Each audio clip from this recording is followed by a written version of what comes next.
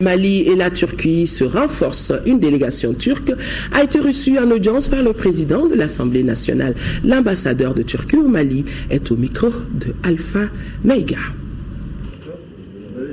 Je suis heureux de vous annoncer que l'Organisation de coopération et de développement turque va faire un projet de la rénovation et modernisation de la salle plein air de l'Assemblée nationale du Mali. Et pour ça, nous sommes ici aujourd'hui pour faire des entretiens. On va demain faire l'appel d'offres. 6 mois, nous pensons que le projet sera fini.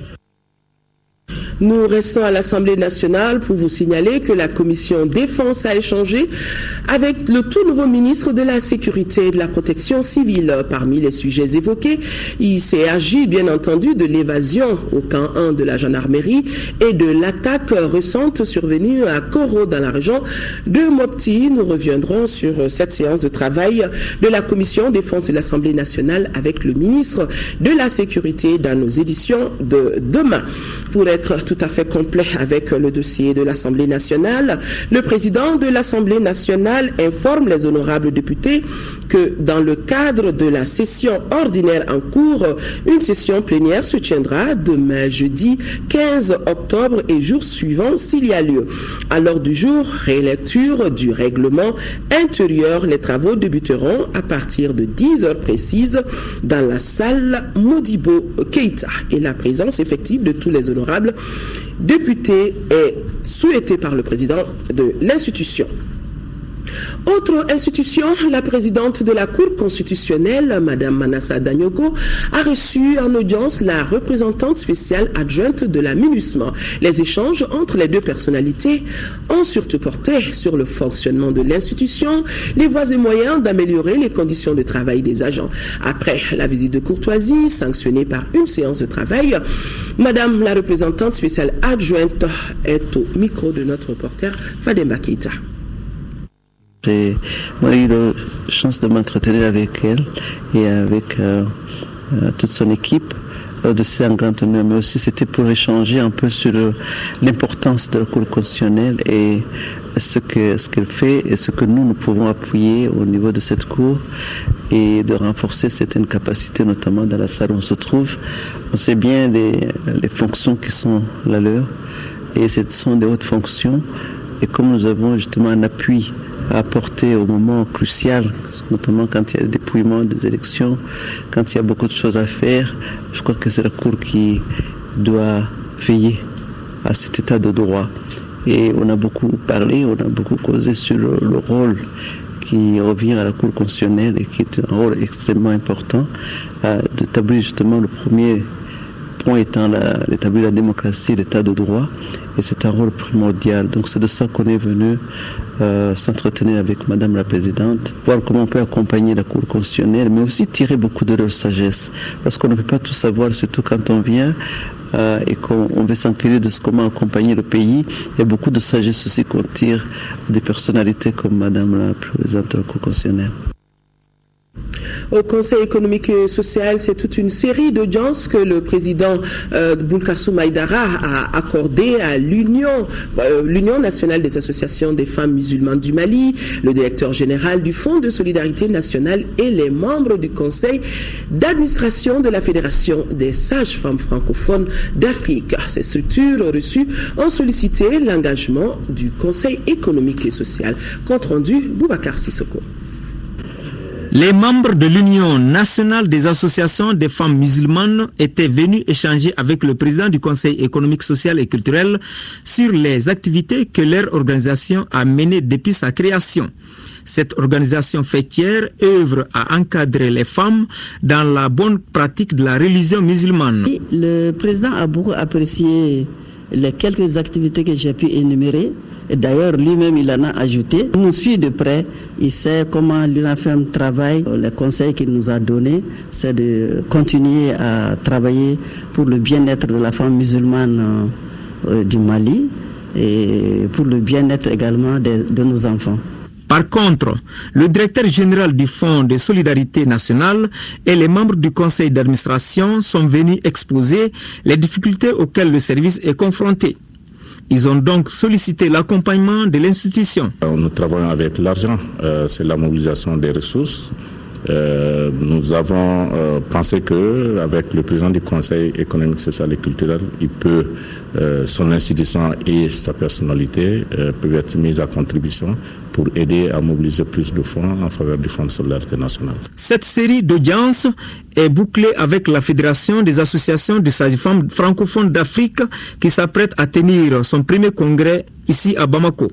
À ce sujet, la Fédération demande l'appui du Conseil économique, social et culturel pour réussir l'organisation.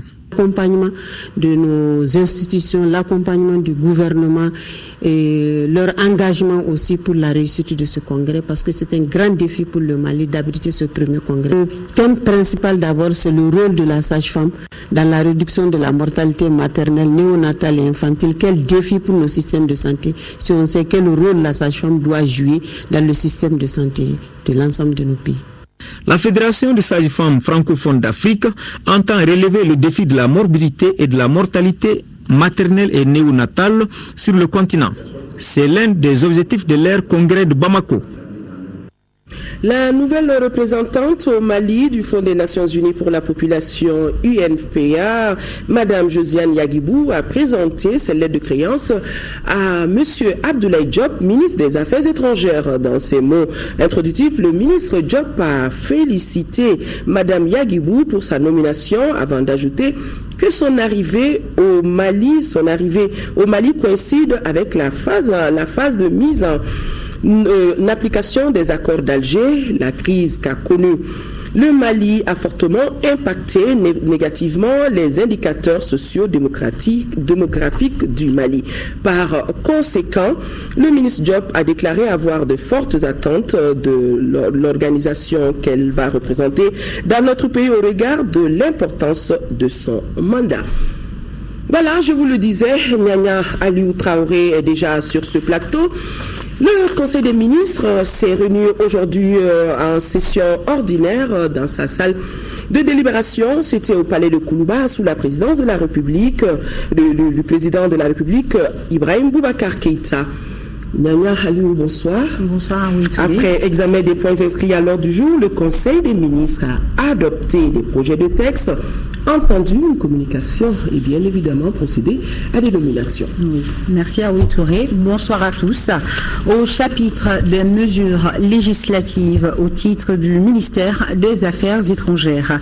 Sur le rapport du ministre des Affaires étrangères, le Conseil des ministres a adopté les projets de texte relatifs à la ratification de 3 accords signés le 31 août 2015 à Jeddah, en Arabie Saoudite, entre le gouvernement de la République du Mali et la Banque islamique de développement BID pour le financement du programme intégré de développement des ressources animales et aquacoles au Mali. Ces accords de financement sont l'accord de prêt mise en œuvre d'un montant total ne dépassant pas 2 340 000 dinars islamiques, soit l'équivalent de 1 915 394 440 francs CFA environ. L'accord de prêt de mise en œuvre d'un montant total ne dépassant pas 4 770 000 dinars islamiques, soit l'équivalent de 3 902 150 440 francs CFA environ. L'accord Destinat A relatif à la construction d'ouvrages dans la limite d'un montant de 15 868 043 euros, soit l'équivalent de 10 408 753 882 francs CFA environ. La mise en œuvre du programme intégré de développement des ressources animales et aquacoles au Mali contribuera au développement économique et social du Mali à travers une amélioration soutenue de la productivité et des productions animales dans les régions de Kay, Koulikoro et Ségou. Elle permettra notamment la construction de 14 stations d'embauche de bovins et de petits ruminants et la construction de 13 abattoirs ruraux, 10 postes vétérinaires, 3 mini-laiteries et 18 puits pastoraux. Elle permettra aussi la viabilisation de 189 000 hectares de zones de pâturage. Au titre du ministère de la Justice et des Droits de l'Homme, sur le rapport du ministre de la Justice et des Droits de l'Homme, garde des Sceaux, le Conseil des ministres a adopté un projet de loi portant loi uniforme et relative à la lutte contre le blanchiment de capitaux et le financement du terrorisme. Le projet de loi adopté est initié en vue d'assurer la prise en charge des recommandations du groupe d'action financière GAFI suite aux évaluations mutuelles du dispositif juridique du Mali et à la révision des textes communautaires relatifs à la lutte contre le terrorisme et le blanchiment de capitaux dans les États membres de l'UEMOA. Il fusionne les dispositions pertinentes de la loi numéro 06-066 du 29 décembre 2006 portant loi uniforme relative à la lutte contre le blanchiment de capitaux au Mali et la loi numéro 10-062 du 30 décembre 2010 portant loi uniforme relative à la lutte contre le financement du terrorisme au Mali. Il apporte des innovations majeures, dont l'insertion d'un volet sur la lutte contre le financement de la prolifération des armes de destruction massive, l'évaluation et la gestion des risques, la limitation de l'utilisation des espèces dans les transactions, la prise en compte des déclarations des transports physiques transfrontaliers d'espèces et instruments négociables aux porteurs, la précision des vigilances spécifiques à mettre en œuvre par les institutions financières dans le cadre de leurs relations de correspondants bancaires transfrontaliers. L'interdiction faite aux institutions financières d'établir ou de maintenir des relations avec des banques fictives. La définition des conditions de recours à des tiers par les assujettis pour mettre en œuvre des obligations de vigilance relatives à leurs clients. La définition de lignes directrices en matière de protection de données de partage d'informations à l'intention des institutions financières nationales appartenant à un groupe international. La précision des méthodes et moyens de recherche ainsi que de constatation de l'infraction de blanchiment de capitaux ou de financement du terrorisme par l'administration des douanes. La prise en compte de nouvelles notions relatives à la lutte contre le blanchiment de capitaux et le financement du terrorisme. Au chapitre des mesures réglementaires, au titre du ministère de l'économie et des finances, sur le rapport du ministre de l'économie et des finances, le Conseil des ministres a adopté un projet de décret portant approbation du marché relatif à la fourniture, à l'installation et à la configuration et à la maintenance des équipements d'alimentation énergique dans le cadre du projet e-gouvernement et e-poste. Le marché relatif à la fourniture, à l'installation, à la configuration et à la maintenance des équipements d'alimentation énergétique est conclu entre le gouvernement de la République du Mali et la société ATS International pour un montant de 3 milliards de francs CFA TTC et un délai d'exécution de 6 mois. Il s'inscrit dans le cadre du projet e-gouvernement et e-poste qui vise à approcher davantage l'administration des usagers, à renforcer la transparence et l'efficacité de l'action gouvernementale à travers la mise en place d'un réseau informatique performant. Le projet e-gouvernement et e-poste vise spécifiquement la construction d'un réseau d'infrastructures des services de l'administration à Bamako et dans les régions de Koulikoro, Ségou et Mopti par la connexion des ministères, directions nationales et services régionaux. La modernisation et l'autonomisation des services de la Poste à travers le territoire national. La construction d'infrastructures permettant l'accès des usagers des zones rurales au réseau des technologies, de l'information et de la communication. L'approbation du présent marché permettra d'apporter des solutions aux problèmes d'alimentation énergique au niveau de certains bureaux de poste, l'exploitation optimale du réseau de fibres optiques construit et la transmission continue des informations sur le réseau e-gouvernement. Le financement est assuré par le budget national à hauteur de 100% à travers les ressources de l'autorité malienne de régulation des télécommunications et des postes. 2. Un projet de décret portant approbation du marché relatif à la supervision et au contrôle des travaux d'achèvement du projet de modernisation et d'extension de l'aéroport international de Bamako-Sénou. Le marché relatif à la supervision et au contrôle des travaux d'achèvement du projet de modernisation et d'extension de l'aéroport international de Bamako-Sénou est conclu entre le gouvernement de la République du Mali et le bureau d'études ADEPI pour un montant de 1,863,422,762 francs CFA hors taxes et droits de douane. Dans le cadre de ce marché, le bureau d'études ADEPI a pour mission notamment la supervision, le contrôle et le suivi des travaux ainsi que les services connexes, l'accompagnement de l'État pour la mise en service de l'aérogare avec le transfert des activités, la formation des agents des entités devant assurer le fonctionnement et la maintenance des installations, la clôture du contrat après les réceptions. Le financement du marché est assuré par la Banque islamique de développement BID à hauteur de 100%. 3. Un projet de décret portant approbation du marché relatif au réseau de large bande nationale du Mali. Le marché relatif au réseau de large bande nationale du Mali est conclu entre le gouvernement de la République du Mali et la société chinoise Huawei Technology Co Ltd pour un montant de 35,113,172,169 francs CFA et un délai d'exécution de 15 mois. Le marché s'inscrit dans le cadre du projet de réseau de large bande nationale du Mali consistant à la fourniture au Mali d'un réseau de fibres optiques de plus de 1300 km et les applications associées par le gouvernement de la République populaire de Chine. Les travaux portent sur la fourniture et la pose de 1300 km de fibres optiques sur les axes Bamako, Kouemale, Mopti, Douanza, Gao, Markala, Nyono, Léré, Nyafunke, Gundam, Tombouctou.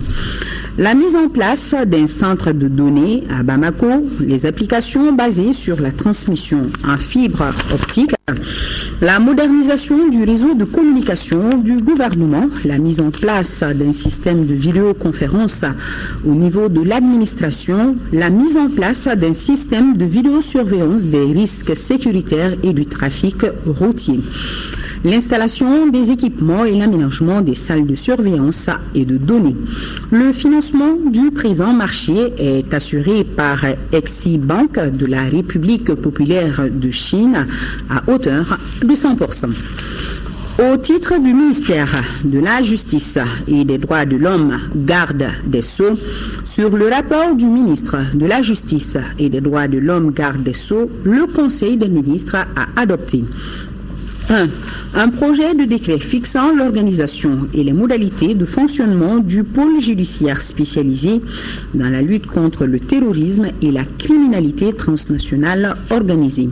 Le pôle judiciaire spécialisé institué au sein du tribunal de grande instance de la commune 6 du district de Bamako est chargé de la mise en œuvre de l'action publique en vue de la répression des infractions entrant dans son domaine de compétence.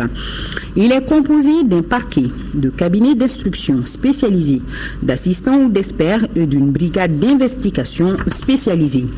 L'adoption du présent projet de décret qui s'inscrit dans le cadre de l'application des dispositions de la loi numéro 2013-016 du 21 mai 2013 portant modification du code de procédure pénale permettra de rendre effective la mise en place de la brigade d'investigation spécialisée, de renforcer l'efficacité de la lutte contre les groupes criminels armés et organisés à travers la concentration des moyens et des efforts en matière d'enquête pour la répression des infractions relevant de la compétence du pôle judiciaire spécialisé, de renforcer le dispositif de lutte contre le terrorisme et la criminalité transnationale organisée en précisant les rapports entre les différentes composantes du pôle judiciaire spécialisé et les modalités de nomination de leurs membres, de doter le pôle judiciaire spécialisé de personnel nécessaire à l'exécution de ses missions. Au titre du ministère de l'Énergie et de l'Eau, sur le rapport du ministre de l'Énergie et de l'Eau, le Conseil des ministres a adopté 1. Un projet de décret portant modification du décret numéro 2015-0432 PRM du 12 juin 2015 autorisant en déclarant d'utilité publique les travaux d'aménagement hydroélectrique de Gouina dans la commune de Djamou. La modification du décret numéro 2015-0432 PRM du 12 juin 2015 autorisant et déclarant d'utilité publique les travaux d'aménagement hydroélectrique de Gouina dans la commune de Djamou est rendue nécessaire par le transfert de la prise en charge des indemnisations d'expropriation du budget national à l'Organisation pour la mise en valeur du fleuve Niger, OMVS.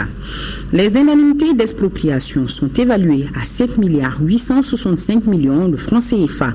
Le transfert de leur prise en charge sur budget national à l'OMVS est conforme à la décision du 1er février 2015 du Conseil des ministres de l'OMVS relative au financement du plan de gestion environnementale et sociale du projet hydroélectrique de Gouina.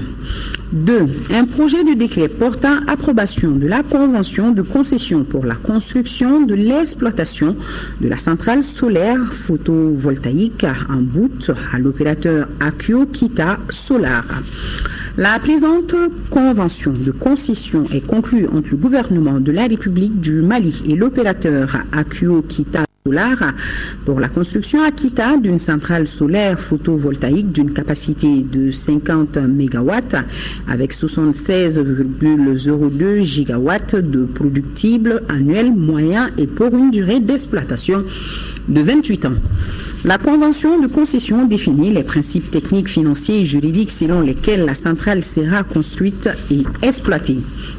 Elle s'inscrit parmi les projets prioritaires du plan de redressement 2014-2020 de la situation financière et opérationnelle de l'énergie du Mali et des MSA adopté par le gouvernement en 2014.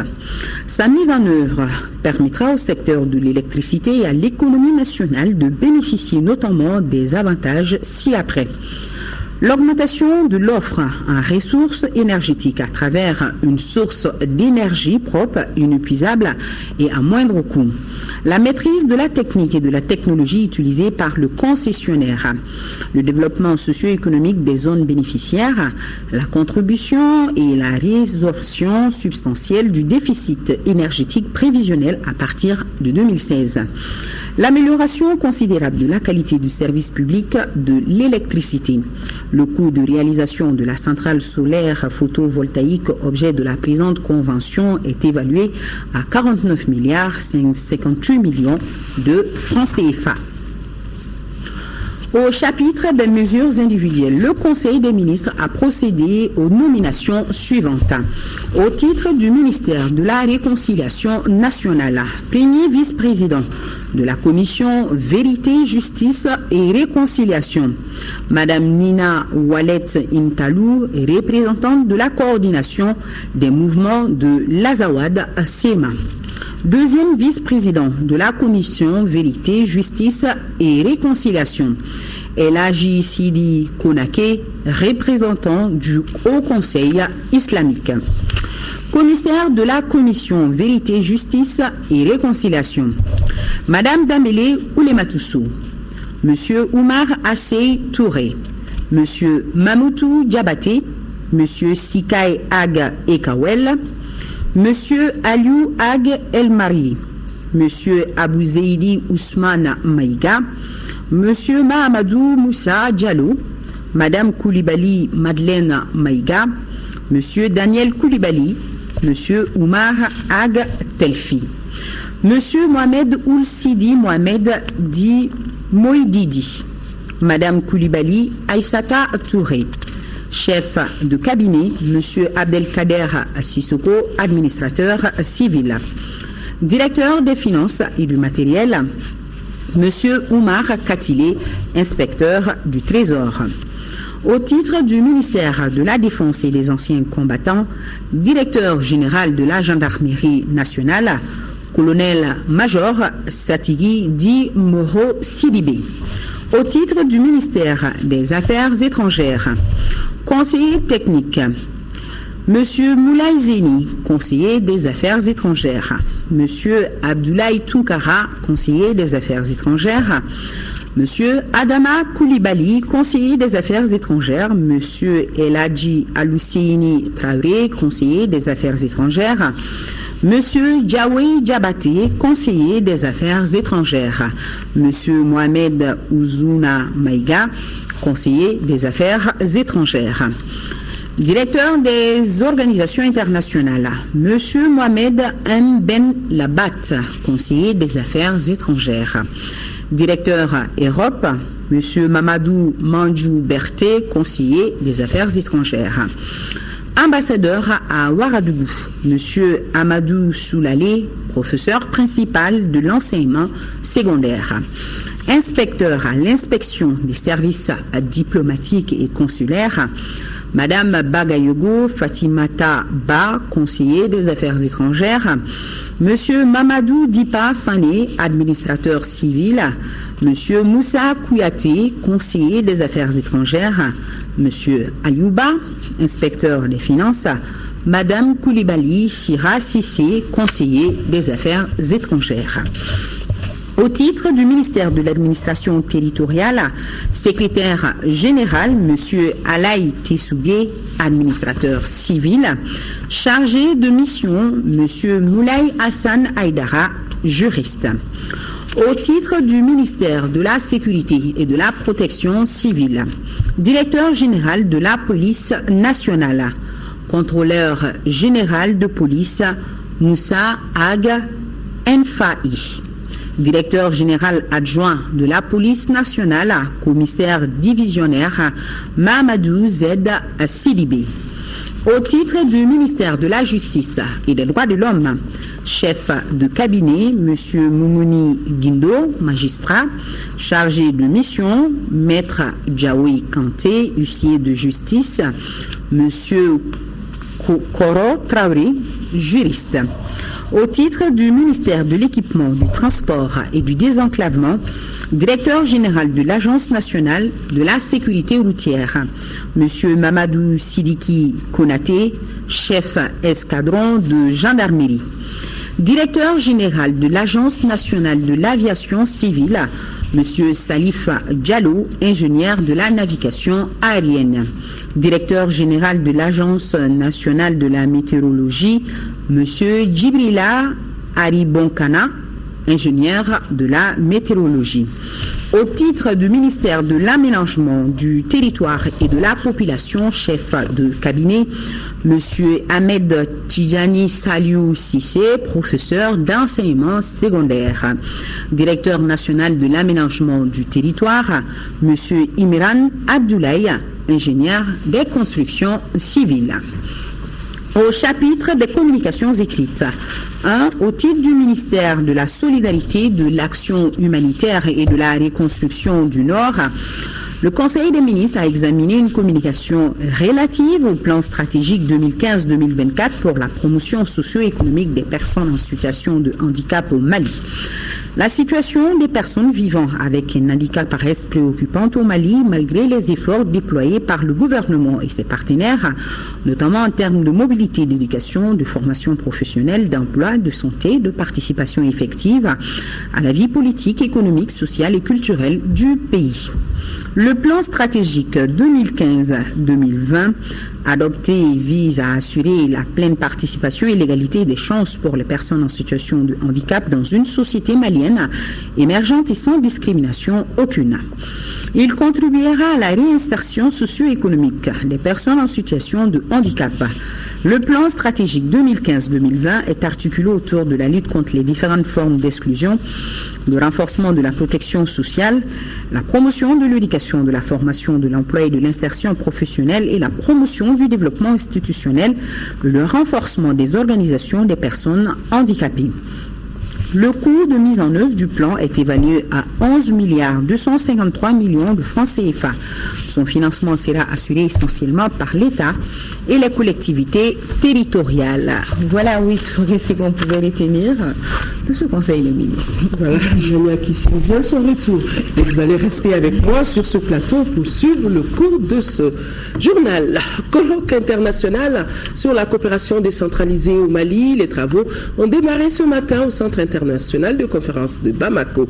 Il regroupe plusieurs collectivités françaises et maliennes pour 2 jours. La rencontre de Bamako devra aboutir à la mise en route de stratégies d'articulation de projets pour le développement local. Et l'initiative, il faut le souligner, est de l'Association malienne de solidarité et de coopération internationale pour le développement qui fête ses 20 ans. Sira Bachili a suivi pour nous.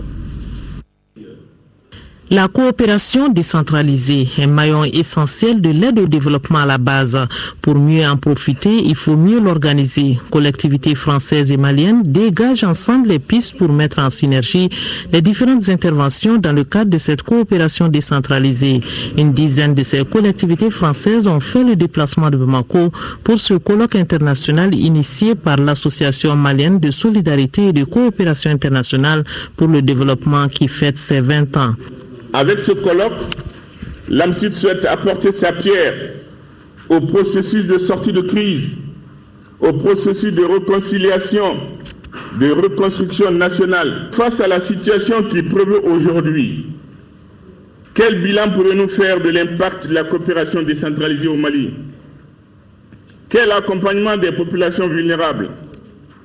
Quelle définition du rôle et de la place de la femme dans la coopération décentralisée?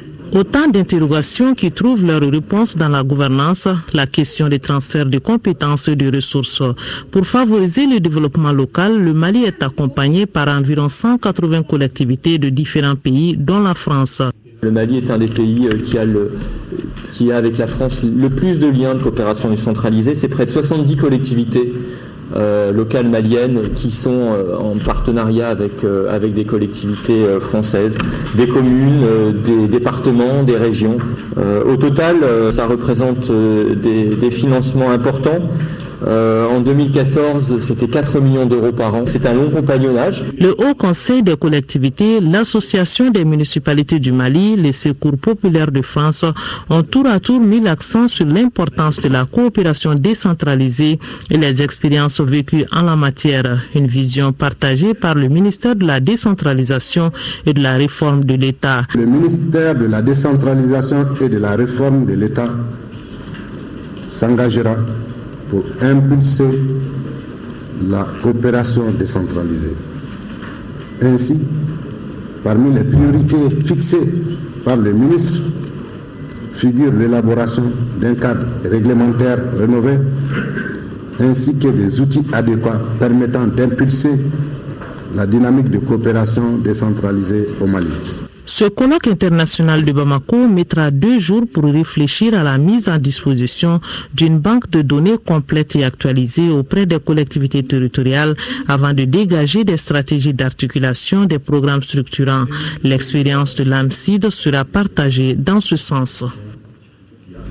Demain, jeudi 15 octobre, le Mali commémorera la journée internationale des femmes rurales.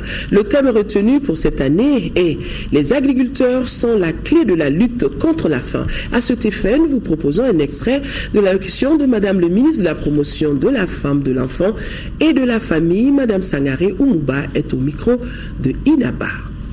Au Mali, le soutien aux femmes rurales et la garantie de leur autonomisation sont devenus une réalité chère aux plus hautes autorités du pays. En effet, la loi d'orientation agricole, le projet de loi sur le foncier agricole, la mise en place du fonds d'appui à l'autonomisation de la femme et à l'épanouissement de l'enfant, FAFE, sont autant d'actes qui matérialisent cette volonté politique. Aujourd'hui, les statistiques du secteur du développement rural démontrent qu'à l'échelle mondiale, environ 1 milliard de femmes rurales contribuent de manière vitale à l'industrie agricole. Elles produisent une grande partie de la nourriture dans les pays en développement, dont elles gèrent la plupart des ressources naturelles. Au Mali, plus de 80% de la population féminine vivent en milieu rural et contribuent pour plus de 75% aux activités de production, agriculture, élevage, pêche, exploitation forestière, etc. La situation est très évidente dans les pays en développement comme le Mali, où la femme rurale est au début et à la fin du processus de production, caractérisée souvent par des aléas climatiques défavorables. Mon département, pour sa part, en collaboration avec ses partenaires, poursuivra sa politique de renforcement des capacités économiques des femmes et des groupements de femmes. Ces actions se concrétiseront certainement avec leur mise en œuvre déjà enclenchée par le gouvernement et dans lesquelles les femmes jouent un rôle important. Demain, jeudi donc, sera célébrée la journée internationale des femmes rurales. L'intégralité du message de Madame le ministre de la promotion de la femme, de l'enfant et de la famille à cet effet après ce journal. 52 millions de francs CFA, c'est le montant mobilisé par la Direction nationale de la santé pour la célébration de la journée mondiale du lavage des mains au savon. Une information qui a été donnée aujourd'hui par le directeur national de la santé. C'était à la faveur d'une conférence de presse, d'ailleurs, qui présage de la célébration de cette journée mondiale du lavage des mains au savon prévue demain dans notre pays. Abdrahman Meiga a suivi ce point de presse. Pour la commémoration de la journée mondiale du lavage des mains au savon, le cadre choisi par la Direction nationale de la santé est la Cité des enfants en commune 6 du district de Bamako. Le lancement de cette journée est placé sous la coprésidence de 4 départements ministériels. Il s'agit du ministère de la Santé et de l'Hygiène publique, de l'Éducation nationale, de la promotion de la femme, de l'enfant et de la famille et du département de l'environnement et du développement durable. Le thème choisi pour cette édition est « Le lavage des mains au savon, une pratique simple et efficace qui sauve des vies ». Le simple fait de laver les mains au savon réduit de près de 50% l'incidence des taux de diarrhée chez les enfants de moins de 5 ans et de près de 25% des infections respiratoires. Au cours de cette campagne 2015, le département de la santé et de l'hygiène publique entend sensibiliser plus de 11 millions de Maliens sur l'importance du lavage des mains au savon. Pour atteindre cet objectif, plus de 4000 kits simples et 400 kits collectifs accompagnés de savon seront distribués. Des études menées à l'échelle mondiale ont mis en évidence qu'en se lavant les mains au savon, on réduit la charge microbienne de plus de 90%, d'où toute son importance dans la prévention des maladies diarrhéiques, de la maladie à virus Ebola, du trachome, de certaines infections respiratoires et de la peau. Des leçons modèles dispensées sur le lavage des mains dans toutes les écoles et la mise à disposition des kits dans les centres de santé et dans les établissements de l'enseignement fondamental sont d'autres objectifs poursuivis par la Direction nationale de la santé au cours de la journée. Et justement, Abdrahman Meiga, par rapport à cette journée de lavage des mains au savon, nous vous proposons d'écouter Madame le ministre de la Santé et de l'Hygiène publique qui appelle à un changement de comportement. Cette journée a été instituée en 2008 en tant qu'initiative du partenariat public-privé pour le lavage des mains au savon. En liaison avec cet événement, le Fonds des Nations Unies pour l'enfance et l'Organisation mondiale de la santé ont publié un rapport le 14 octobre de la même année, mettant en exergue l'importance de la pratique du lavage des mains dans la prévention et le traitement des maladies diarrhéiques en tant que facteur d'amélioration de la survie de l'enfant. La journée mondiale du lavage des mains au savon prolonge et renforce la campagne en faveur de l'amélioration des pratiques d'hygiène partout dans le monde afin d'encourager des millions de personnes à se savonner les mains pour faire reculer des maladies meurtrières comme la diarrhée. Il est établi depuis bien longtemps que les mains souillées constituent des véhicules essentiels dans la transmission du choléra et des autres maladies diarrhéiques du fait qu'elles sont facilement contaminées par les microbes. Il en est de même pour la maladie à virus Ebola, la poliomyélite, le trachome, certaines infections respiratoires et de la peau à cause des risques accrus de contamination. Au Mali, les maladies diarrhéiques, toutes causes confondues, constituent le troisième motif de consultation au niveau des établissements de santé, après le paludisme et les infections respiratoires aiguës. Une rencontre de la plateforme nationale de la société civile malienne sur le climat, l'environnement et le développement durable, c'était à la faveur d'un atelier d'échange qui servira à l'élaboration d'un document qui déterminera la position de la plateforme de la société civile du Mali à la conférence de Paris sur le climat. Fademba Keïta, compte rendu. La 21e conférence internationale sur le climat ou COP21 se prépare activement à travers le monde. Les concertations issues de cette rencontre auront pour objectif principal la signature d'un nouvel accord international sur le climat. Cet accord universel devra être applicable à tous les pays, des plus grands émetteurs de gaz à effet de serre aux pays développés, tout comme à ceux en voie de développement. L'Alliance panafricaine pour une justice climatique et la plateforme nationale des acteurs de la société civile malienne sur le climat, l'environnement et le développement durable estiment que des échanges préalables sur le sujet s'avèrent indispensables. D'où l'organisation de cet atelier qui vise à informer et sensibiliser la société civile malienne sur les enjeux de la COP21. Nous allons réclamer l'accès aux énergies renouvelables, l'accès au financement pour les couches les plus vulnérables, notamment les femmes et les jeunes. Nous allons réclamer que la voix de la société civile, la voix des plus pauvres soit entendue. Les travaux de groupe porteront surtout sur certaines institutions, dont celle d'Alexandrie en Égypte et d'Abuja au Nigeria, sur l'amélioration de l'accès direct du Fonds vert pour le climat. Le présent atelier, organisé pour renforcer les capacités des acteurs clés que vous êtes, aidera à la prise de décisions appropriées dans la négociation du futur accord international de Paris. Les participants, une cinquantaine, élaboreront ensuite un papier de position de la société civile du Mali sur la COP21 de Paris. La première promotion des diplômés d'études spécialisées en endocrinologie, maladies métaboliques et nutrition a reçu hier leur parchemin. Cette première promotion porte le nom du professeur Sidibé Assa Traoré, d'ailleurs seul spécialiste dans le domaine dans notre pays. Compte rendu, Isaac Tchenou. Ils sont 16 à obtenir leur diplôme d'études spécialisées en endocrinologie, maladies métaboliques et nutrition. Ce sont les spécialistes médicaux qui travaillent sur ce type de maladie et les moyens de traiter les glandes endocrines et les métabolismes. Les récipiendaires se disent prêts à servir. Il y a 4 ans, nous arrivons à la faculté de médecine et d'odontostomatologie, comparable à un fœtus affamé de savoir, de connaissances.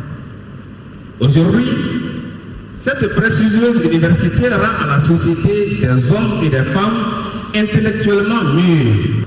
Par ma voix, ces étudiants vous disent merci, qu'ils sont prêts à servir leur peuple. Cette première promotion porte le nom du professeur Sidibé Assa Traoré, seul endocrinologue au Mali. Ces détenteurs de DS sont des valeurs sûres à encore leur marraine et formatrice et permettront certainement d'améliorer la qualité des soins dans notre pays.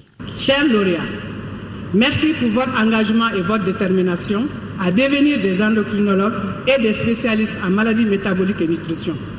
Nous avons suivi au cours de votre cursus. Au-delà de la recherche du diplôme, vous avez fait montre de détermination à être des relais incontournables sur lesquels nous pouvons fonder nos espoirs. Je suis comblé et fier de vous informer que les DS d'endocrinologie, maladies métaboliques et nutrition met à votre disposition des valeurs sûres capables de faire face aux défis nouvelles dans le domaine de l'endocrinologie et des maladies métaboliques et nutrition au Mali et dans les autres pays nous soutenons. Qui dit soin dit d'abord ressources humaines. On ne peut pas non plus enseigner si on ne dispose pas de ressources humaines. Donc dans notre tradition, on a entrepris la formation des spécialistes sur place ici depuis bientôt 30 ans. Alors, ce DES d'endocrinologie de maladies métaboliques et nutritionnelles fait partie de ces trentaines de formations sur place ici. Plusieurs nationalités, en plus du Mali, sont parmi les 16 sortants. Voyons ce qui fait l'actualité dans nos régions. Les chantiers financés par l'État et certains partenaires dans la commune urbaine de Sikasso connaissent un taux de réalisation satisfaisant. C'est le constat fait par le chef de l'exécutif régional. Le point avec Sekou Konati. Première étape de cette visite, les logements sociaux. Au nombre de 30, ces logements de type F3 Toll connaissent à la date d'aujourd'hui un taux d'exécution de 34%. Pour un délai contractuel consommé de 50%. Sikasso, vraiment, ça va. Il y a un léger retard par rapport au chantier de logements sociaux, mais qui sont compréhensibles, puisque nous avons un démarrage difficile avec des occupations illicites que nous avons été obligés d'évacuer. Donc, mais les chantiers évoluent favorablement. Sur les chantiers de la Direction régionale de la santé, qui comporte un bloc administratif R+2, des magasins de stockage, un logement pour le directeur, une cantine, des chambres de passage pour un coût total de 694 millions de francs CFA. Les travaux sont exécutés à 90%. Et le délai contractuel qui a connu une rallonge s'expire à la fin de ce mois. Et l'entreprise est formelle quant à la fin des travaux. Quant au chantier de restauration du Mamelon, qui coûtera 122 millions financé par le PACOUM, la fin des travaux est prévue également pour la fin de ce mois. La direction régionale était pratiquement logée dans les locaux du CCRF. Donc le gouvernement a pensé, le département de la santé a pensé de prévoir de nouveaux logements, une nouvelle direction. Là aussi, les chantiers évoluent favorablement. Ils sont pratiquement en phase d'achèvement. Par rapport au chantier du Mamelon, les chantiers évoluent favorablement. Nous avons un problème de déplacement de poteaux EDM que nous avons pu régler déjà entre la mairie et EDM. Je pense que dans 2 jours, ce problème-là sera définitivement réglé. Une visite de chantier saluée par les entreprises en charge des travaux que le gouverneur a appelé au respect strict des délais contractuels en assurant de sa disponibilité à accompagner pour lever les obstacles à la bonne exécution des travaux. Nous sommes dans la région de Sikasso. Restons-y pour vous dire que la technologie microdose est l'une des technologies recommandées pour atteindre la sécurité alimentaire. C'est ce qui ressort de la visite que vient d'effectuer à Toula, dans le secteur de Bougouni, par les responsables du Centre international de développement de l'engrais. Visite suivie par Fatoumata Diallo. Amener les producteurs de mil sorgho à adopter la technique microdose, une technique moderne culturelle et de fertilisation des champs, c'est l'objectif visé par l'IFDC, le Centre international de développement de l'engrais, à travers la visite commentée qu'il vient d'organiser à Toula dans le secteur de Bougouni. Nous voulons booster la production des petits producteurs et en fait d'augmenter leur rendement. Donc c'est dans ce cadre-là que nous avons initié cette visite. Pour 1 hectare, donc la vulgarisation avait conseillé au maximum 100 kg à l'hectare. Mais avec cette technologie, en fonction de la densité au niveau de la parcelle, on peut réduire la quantité d'intrants à 20 à 50 kg à l'hectare. La visite commentée, comme son nom l'indique, a permis aux paysans d'exposer à plus de 200 participants la stratégie de mise en œuvre de leur savoir-faire dans des parcelles tests de démonstration et de diffusion. Notre stratégie a été la semence de qualité. La méthode de semis avec 50 cm entre les poquets, 80 cm entre les lignes, la microdose, peu coûteuse pour nous. D'où la satisfaction de la tutelle.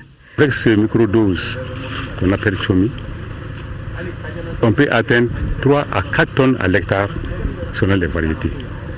Donc l'appréciation que j'ai faite, c'est une bonne appréciation par rapport aux champs ordinaires que nous avons vus. À l'issue de la visite, un espace d'échange fructueux a permis aux producteurs de mieux cerner l'expérience de l'IFDC au service du développement rural. Une compétence qu'il entend d'ailleurs élargir à tout producteur désiré d'adhérer à leur programme.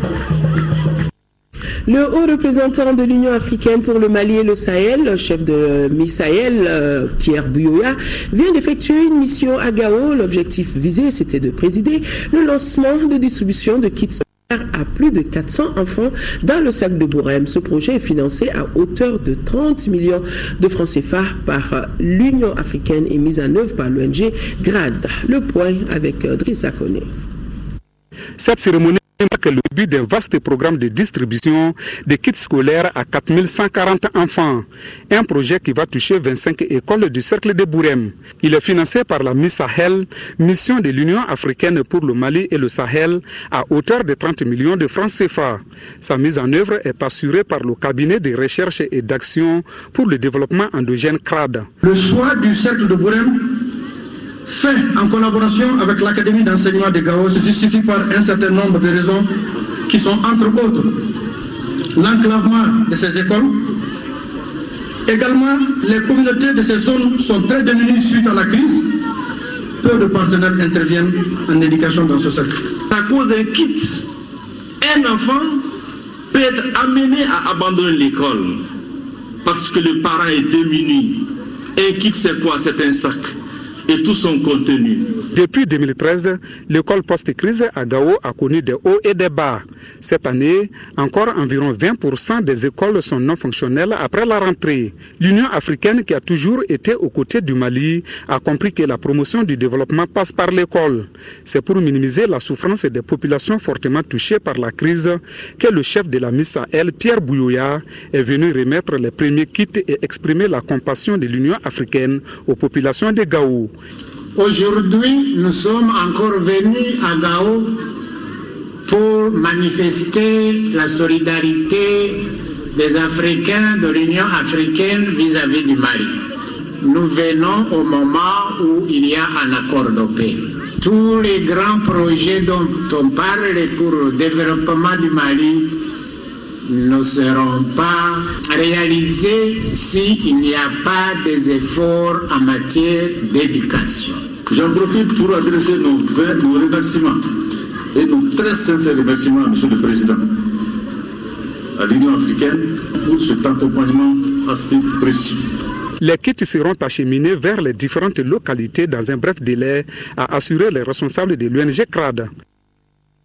Suite à l'attaque d'un convoi d'escorte entre Gao et Gossi, nous avons reçu des messages de condamnation du Rassemblement pour le Mali RPM, des forces alternatives pour le renouveau et l'émergence phare en Kawili, du Parti de renouveau démocratique et du travail, de l'Union pour la République et la démocratie, du bloc des alternances pour la renaissance, l'intégration et la coopération africaine. Tous condamnent avec la dernière rigueur cet acte barbare et terroriste que rien ne saurait justifier. Ils présentent par la même occasion leurs condoléances les plus attristées aux familles des disparus et souhaitent un prompt rétablissement aux blessés.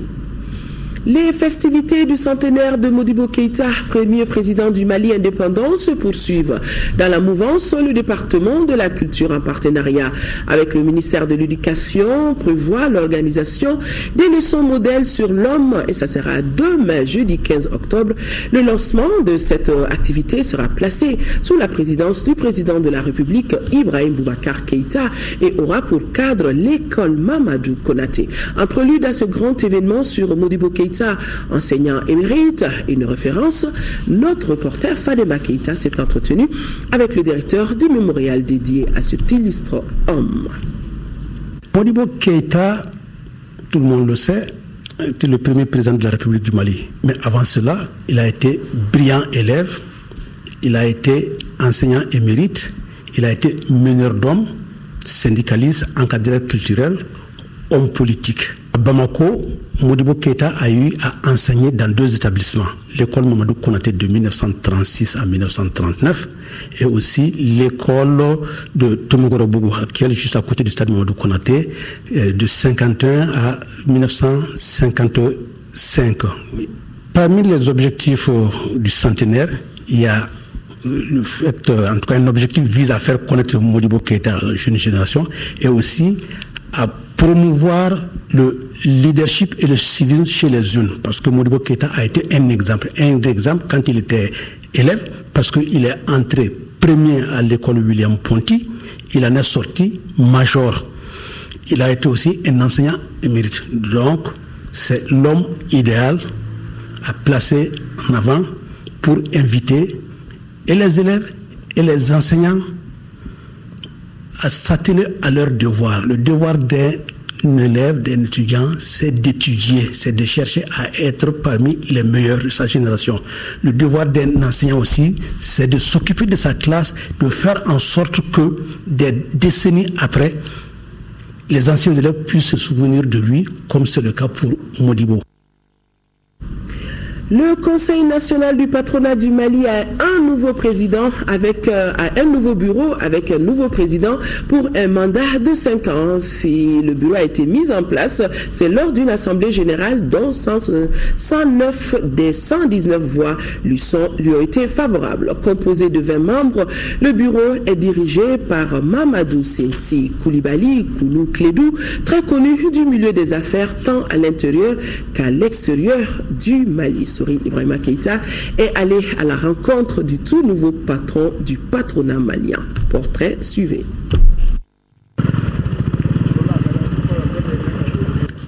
Sa simplicité frôle la banalisation. À en juger par son style de locomotion et d'habillement. Chez lui, l'habit ne fait pas le riche. C'est pourtant lui, le patron des patrons du secteur privé du Mali. Mamadou Sensi Koulibaly, 59 ans, monte en première ligne après 30 ans de militantisme au Conseil national du patronat du Mali, dont il était jusqu'ici le premier vice-président délégué. Je suis visible pour les gens de mon secteur. Quand je travaille dans un secteur, tout le monde me connaît. Et je travaille pour l'entreprise.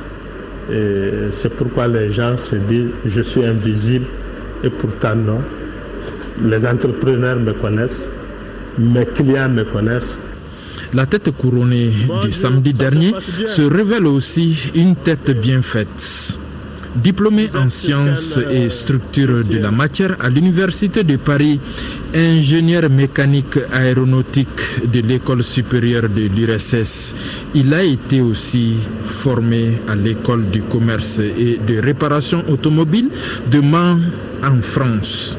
Il détient un 3e cycle en commerce international, d'où son aptitude de monsieur touche-à-tout, un statut lui ayant permis d'embrasser immobilier, assurance, transport aérien, édition, communication, industrie agro-silvo-pastorale, services, formation, vie associative et on en oublie volontiers.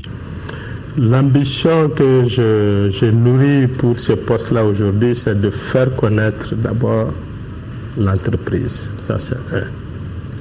De deux, que les Maliens renouent avec l'entreprise, qu'ils arrivent à faire confiance aux entrepreneurs. Ce n'est pas seulement les politiques, mais c'est l'ensemble de la communauté malienne qu'on vise pour qu'ils commencent à faire confiance à l'entreprise.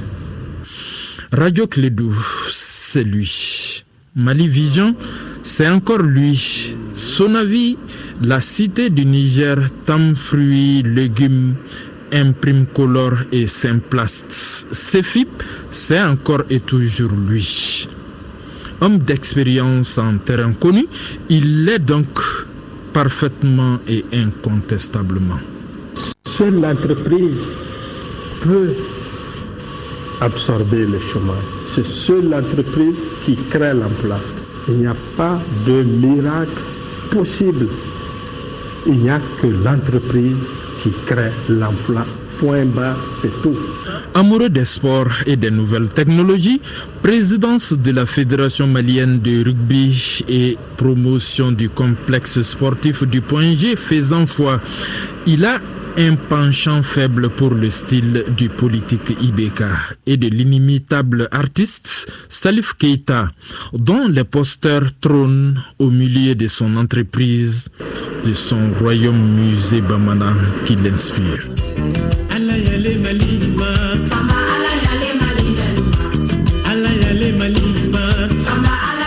Ça, c'est mon inspiration matinale, c'est la culture malienne qui est représentée ici. C'est comme un musée. Le matin, je me ressource, je regarde les statuettes, les masques, ça me donne beaucoup plus d'inspiration, parce que l'entreprise aussi, c'est la culture. Lui s'est dit contre l'assistanat. Il faut que la quiétude sociale soit là pour l'entreprise, c'est-à-dire une bonne harmonie entre les centrales syndicales et les entreprises.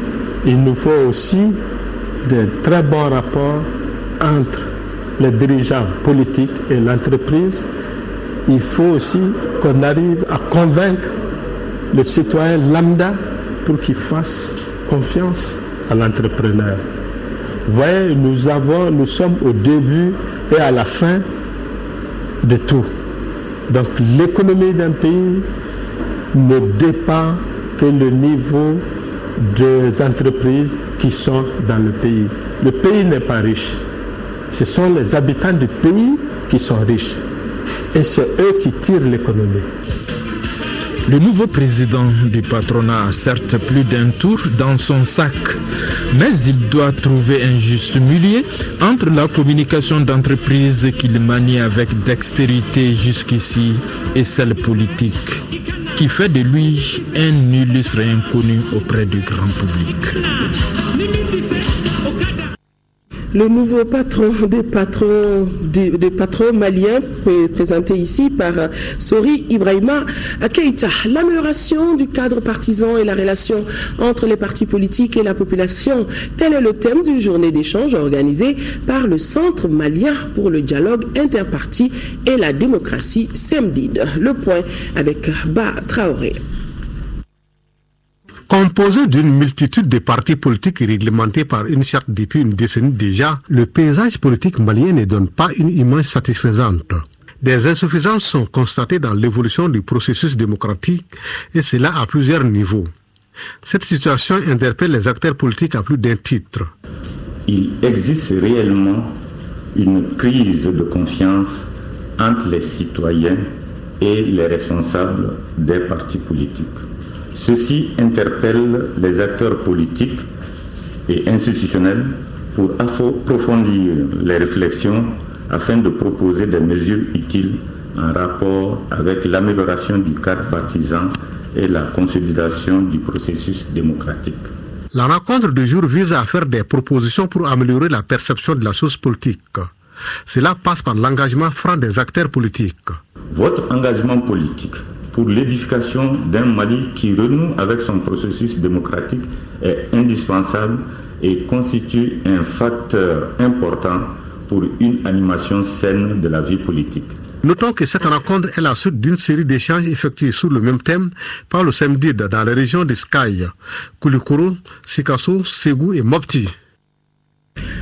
Avant de boucler définitivement ce journal, le cadre stratégique de lutte contre la pauvreté vient de publier sa nouvelle revue que vous allez voir sur les images, CSLP Info. Ça s'appelle, c'est un bulletin semestriel d'information.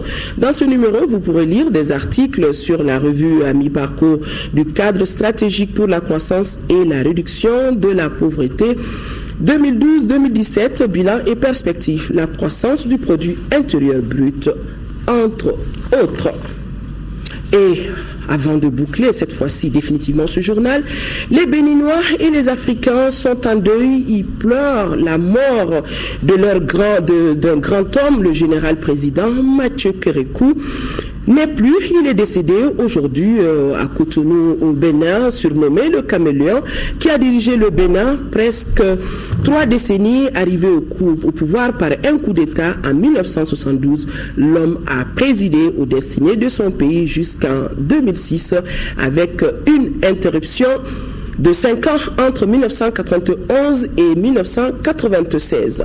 Le président du Bénin, l'actuel docteur Yahi Bouni, vient de décréter un deuil national d'une semaine pour honorer la mémoire de celui qu'on a appelé le baobab, ou sinon le caméléon. Et nous, notre génération, ce qu'on aura retenu du président Mathieu Kérékou, c'est qu'il ne fait pas bon de nager dans un maricot, sauf il faut être caméléon. Voilà, c'est donc tout pour ce journal. Merci de l'avoir suivi. Demain 10h-13h, ça sera au tour de Rachel Tessougué de vous présenter les éditions.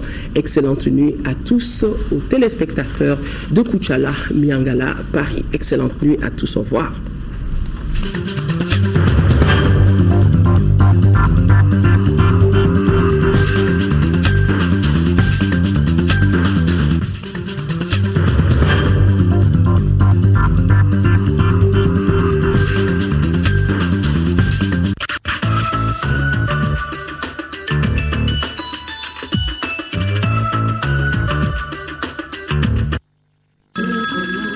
Malitel ka promo damu folo itube wuleli kɛ dɔrɔmɛ 20 ani 1 ani tama 3 nka sisan a kɛla dɔrɔmɛ 6 ani tama 3 ye Mali réseau bɛɛ la a banna wa ayi dɛ a ma ban dɛ sɔngɔ bɛɛ de b'a la SMS caman connexion banbali Malitel. Choisissez votre forfait d'amour pour 30 minutes d'appel à 980 francs. Tapez étoile 222 étoile 1111 étoile 331 dièse puis OK. Pour 60 minutes d'appel à 1900 francs. Tapez étoile 222 étoile 1111 étoile 341 dièse puis OK. Malitel, proche de vous.